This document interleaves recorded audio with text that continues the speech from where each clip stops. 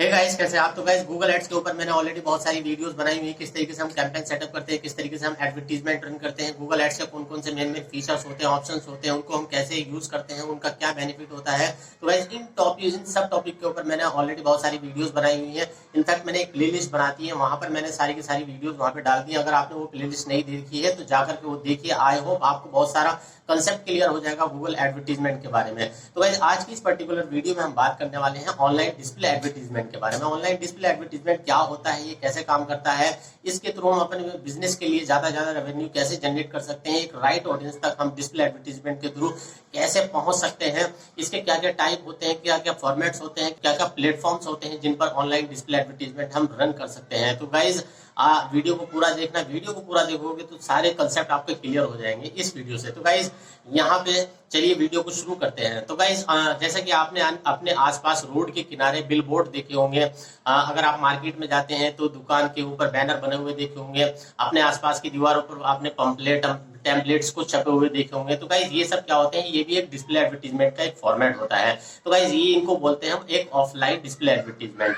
लेकिन यहाँ पे आपको एक दिमाग में एक कंसेप्ट बनना होगा कि सारी के सारी जो डिस्प्ले एडवर्टीजमेंट होते हैं ये एक ग्राफिकल वे में होते हैं, यानी कि हम अपने एडवर्टीजमेंट को एक ग्राफिकल वे में दिखाने की कोशिश करते हैं। तो गाइस, सेम इसी तरीके से हम ऑनलाइन डिस्प्ले एडवर्टीजमेंट करते हैं, लेकिन यहाँ पे हमें बहुत सारे ऑप्शंस मिल सकते हैं जिनके थ्रू हम अपने बिजनेस के लिए ज्यादा रेवेन्यू जनरेट कर सकते हैं। सिर्फ हम उन्हीं ऑडियंस को दिखाते हैं यहाँ पे जिनको हमें दिखाना है। मतलब हमें एक राइट ऑडियंस यहाँ पे मिल जाती है, जिससे हम कम बजट में अपने बिजनेस के लिए ज्यादा रेवेन्यू जनरेट करते हैं।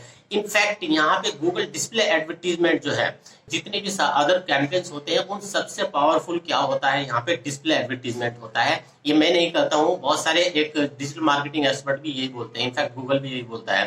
तो भाई, सबसे पहले हम बात कर लेते हैं गूगल डिस्प्ले एडवर्टीजमेंट के टाइप्स के बारे में। ये कितने टाइप्स के होते हैं, तो यहाँ पे मैं आपको 5 टाइप्स बताऊंगा जिनके थ्रू हम ऑनलाइन डिस्प्ले एडवर्टीजमेंट करते हैं। तो नंबर 1 आता है रीमार्केटिंग एंड रीटारगेटिंग। तो गाइस, डिस्प्ले एडवर्टीजमेंट में आपको ऑप्शन मिलता है कि आप रीमार्केटिंग और रीटारगेटिंग कर सकें अपने बिजनेस के वेबसाइट के लिए, ऐप के लिए। तो गाइस, यहाँ पे आपको रीमार्केटिंग के लिए क्या करना होगा, आपको अपनी वेबसाइट या ऐप में रीमार्केटिंग का एक कोड डालना होगा, स्निपेट डालना होगा। अगर आप वो स्निपेट डालोगे तभी आप अपनी वेबसाइट के लिए रीमार्केटिंग और रीटारगेटिंग करेंगे। तो गाइस, यहाँ पे आपका एक क्वेश्चन आ रहा होगा कि रीमार्केटिंग और रीटारगेटिंग में क्या बोल रहा हूँ।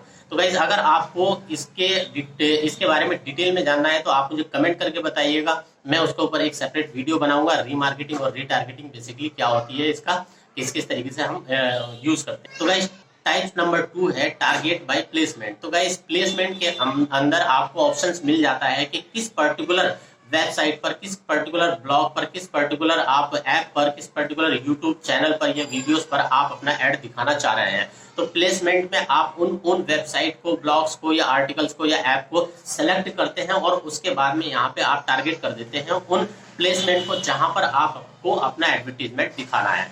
तो समझ में आ गया कि टारगेट बाय प्लेसमेंट क्या होता है। अब यहाँ पे आगे बढ़ते हैं हम टाइप नंबर 3 पर। टाइप नंबर 3 है टारगेट बाय इंटरेस्ट। तो गाइस, यहाँ पे टारगेट बाय इंटरेस्ट का क्या मतलब है? टारगेट बाय इंटरेस्ट का मतलब ये है कि आप एक इंटरेस्ट बेस पे आप ऑडियंस को टारगेट करते हैं। सपोज एक ऑडियंस का जो इंटरेस्ट है वो एक ट्रैवलिंग ब्लॉग का है या शॉपिंग का है, तो गाइस उस तरीके की आप ऑडियंस को टारगेट करते हैं। आप अपने बिजनेस की रिलेवेंसी देखते हैं कि अगर मैं इस ऑडियंस की इस इंटरेस्ट को यहाँ पे टारगेट करता हूँ तो क्या ये मेरे बिजनेस के लिए वैल्यूएबल है। अगर है तो आप उसको टारगेटिंग कर सकते हैं। इंटरेस्ट बेस आपको यहाँ पे टारगेटिंग करने के लिए मिल जाती है। टाइप नंबर 4 है कॉन्टेक्चुअल टारगेटिंग। कॉन्टेक्चुअल टारगेटिंग क्या होती है गाइस? यहाँ पे कॉन्टेक्चुअल टारगेटिंग एक कीवर्ड बेस्ड होती है। आपको क्या करना होता है कि कीवर्ड देने पड़ते हैं, फिर उसके बाद में गूगल एक ऐसी उन वेबसाइट को, उन ऐप को, उन सिमिलर वेबसाइट या ऐप को या वीडियोस को पिक करता है जो उस कीवर्ड की रेलेवेंसी में होती हैं। मतलब उस कीवर्ड की और रेलेवेंसी अगर होती है उन वेबसाइट में या ब्लॉग में, ऐप में, तो उस तरीके की आप ऑडियंस को पिक करते हैं, उसका कंटेक्चुअल बेस्ड टारगेटिंग करते हैं। उसके बाद आप अपना ऐड वहां पे शो कराना शुरू करते हैं उन पर्टिकुलर वेबसाइट पर, उन पर्टिकुलर ऐप पर या वीडियोस पर। ओके, तो यहाँ पे आपको समझ में आ गया कि कंटेक्चुअल टारगेटिंग क्या होती है। अब नेक्स्ट हम बढ़ते हैं टाइप नंबर 5 पर। टाइप नंबर 5 होता है टॉपिक वाइज टारगेटिंग। तो guys, topic wise targeting basically ये होती है कि ऑडियंस का किस टॉपिक में इंटरेस्ट है, मतलब बिजनेस से रिलेटेड, वहां पे टॉपिक को देखना पसंद करती है, या ट्रैवल से रिलेटेड टॉपिक को ऑनलाइन सर्च करना पसंद करती है, देखना पसंद करती है। तो गाइज इस तरीके से आपको यहाँ पे ऑप्शन मिल जाता है टॉपिक वाइज टारगेटिंग करने का। तो गाइज अब हम बात कर लेते हैं डिस्प्ले एडवर्टीजमेंट के फॉर्मेट्स के बारे में, किस किस तरीके के फॉर्मेट्स होते हैं डिस्प्ले एडवर्टीजमेंट में जो हम यूज करते हैं। तो गाइज सबसे नंबर 1 पर आता है बैनर एड्स। तो बैनर एड्स बेसिकली वही होते हैं जब आप किसी वेबसाइट पर जाते हैं, किसी ऐप पर जाते हैं, यूट्यूब वीडियोस में जाते हैं, तो आपको सबसे हेडर में, वेबसाइट के सबसे हेडर में या साइड में या सबसे नीचे कुछ एड्स दिखाई देते हैं। अगर आप ऐप यूज करते हैं तो आपको दिखता होगा कि एक छोटी सी पट्टी में एडवर्टीजमेंट ऊपर दिखता है आपको या साइड में दिख जाता है, तो उसको बेसिकली बोलते हैं बैनर एड्स। तो यहाँ पे बहुत सारे मतलब साइज होते हैं। गूगल एड्स में अगर आप कैंपेन रन करोगे तो यहाँ पे बैनर एड्स के लिए आपको बहुत सारे साइज मिल जाएंगे। उस साइज में आप अपने एडवर्टीजमेंट की इमेजेस बना सकते हैं, वहां पे फिर उसके बाद में वहां पे टारगेट कर सकते हैं। तो बेसिकली आपको ये ध्यान में रखना है कि सबसे ज्यादा किस साइज में कन्वर्जन आपके मिलते हैं, तो उसी साइज में ज्यादा से ज्यादा आप वहां पे इमेजेस बनाएं। यहाँ पे फॉर्मेट नंबर 2 की अगर बात करें तो रिच मीडिया एड्स। तो भाई जनरली आपने देखा होगा कि जब आप अपनी जीमेल ओपन करते हैं तो वहां पे अगर आप रियल एस्टेट में इंटरेस्ट रखते हैं तो उनकी तरफ से एक एडवर्टीजमेंट आपको शो होता है कि बेसिकली वहां पे आपका ऑटो फिल नेम होता है, ऑटो फिल नंबर होता है। तो इस तरीके के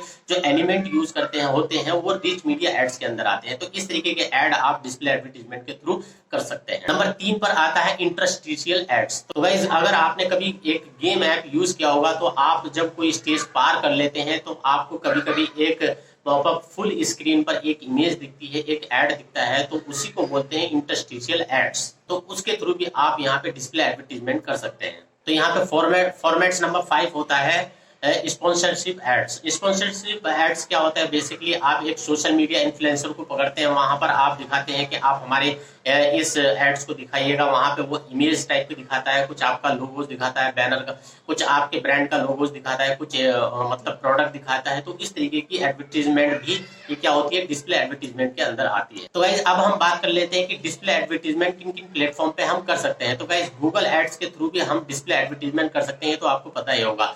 और अगर हम बात करें सोशल मीडिया चैनल्स की, तो आप फेसबुक पर, टिकटॉक पर या हेलो पर, कुछ इस तरीके के सोशल मीडिया कुछ फेमस चैनल हैं, वहां पर आप डिस्प्ले एडवर्टीजमेंट कर सकते हैं। तो गाइस आप समझ गए होंगे कि डिस्प्ले एडवर्टीजमेंट क्या होता है, ये कैसे काम करता है, किस किस तरीके से हम इसमें डिस्प्ले एडवर्टीजमेंट में टारगेटिंग लगा सकते हैं। तो गाइस अगर वीडियो पसंद है तो वीडियो को लाइक जरूर कर देना, और कोई डाउट हो तो कमेंट करके मुझसे पूछ सकते हैं। और अभी तक आपने चैनल को सब्सक्राइब नहीं किया है तो हमारे चैनल को सब्सक्राइब जरूर कर लेना। तो मिलते हैं नेक्स्ट वीडियो में, तब तक के लिए गुड बाय, टेक केयर।